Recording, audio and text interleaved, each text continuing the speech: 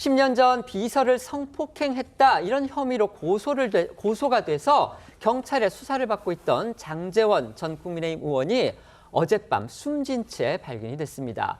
장 전 의원은 3선 국회의원을 지냈고요. 윤석열 대통령 정부 출범 이후에는 현 정권의 친윤계 핵심으로 꼽혔던 그런 정권 실세로 꼽혔던 정치인입니다. 이번 의혹이 불거진 뒤에 이제 여당에서 탈당한 그런 상태였는데 어제 도대체 어떻게 된 일이었는지 자세한 내용 전해주시죠. 네, 이 서울 강동경찰서는요, 이 어젯밤 서울 강동구의 한 오피스텔에서 장제원 전 의원이 숨진 채 발견됐다고 밝혔습니다. 장 전 의원은 지난 2015년이죠. 이 부산의 모 대학교의 부총장이던 시절 이 비서를 상대로 성폭행을 한 혐의로 최근 수사를 받던 상황이었는데요. 이 경찰은 이 타살 혐의점은 없는 것으로 보고 이 정확한 사망 경위를 조사 중입니다. 장제원 전 의원, 아시다시피 윤석열 정부 탄생에 정말 핵심 역할을 한 일종의 개국공신이다 이런 평가를 받았던 인물입니다. 하지만 정치 여정이 순탄치만은 않았는데 당장 이번 총선에서는 스스로 출마를 포기해야 하는 그런 상황을 부닥쳤습니다. 네, 장제원 전 의원은 1967년 부산 출생으로 2008년 제18대 총선에서 당선돼 여의도에 입성을 했지만 정치 여정은 순탄하지 않았습니다. 19대 국회의원 선거에선 공천을 받지 못해 한 차례 역경을 겪기도 했고요. 20대 총선에서도 새누리당 공천에서 탈락했었습니다만 무소속으로 출마해 당선하는 저력을 보여줬었습니다. 2020년 21대 총선에서는 국민의힘 전신인 미래통합당 소속으로 3선에 성공했습니다.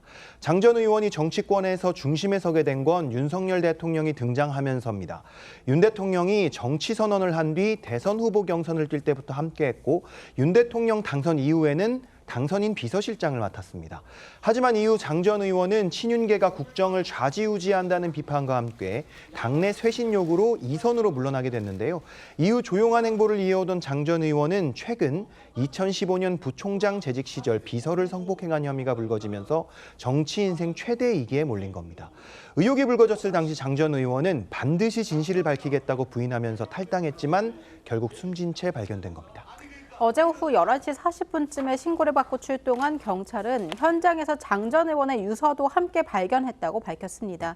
현장에서 발견된 유서에는 가족들에게 미안하다, 사랑한다는 내용이 적혀 있었다고 전했는데요. 유서에 성폭력 혐의와 관련된 내용 있었는지 확인되진 않았지만 이 고소인에 대한 내용은 포함되지 않은 것으로 전해졌습니다.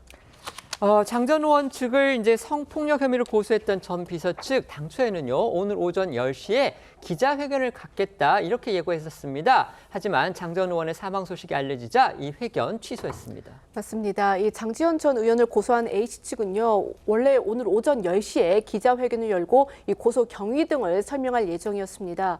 하지만 이 장 전 의원의 사망 소식이 알려지자 기자회견을 취소를 했는데요. 이번 이 성폭력 고소 사건은 이 당사자인 장 전 의원의 사망으로 이 경찰 수사는 공소권 없음으로 마무리가 될 것으로 보입니다.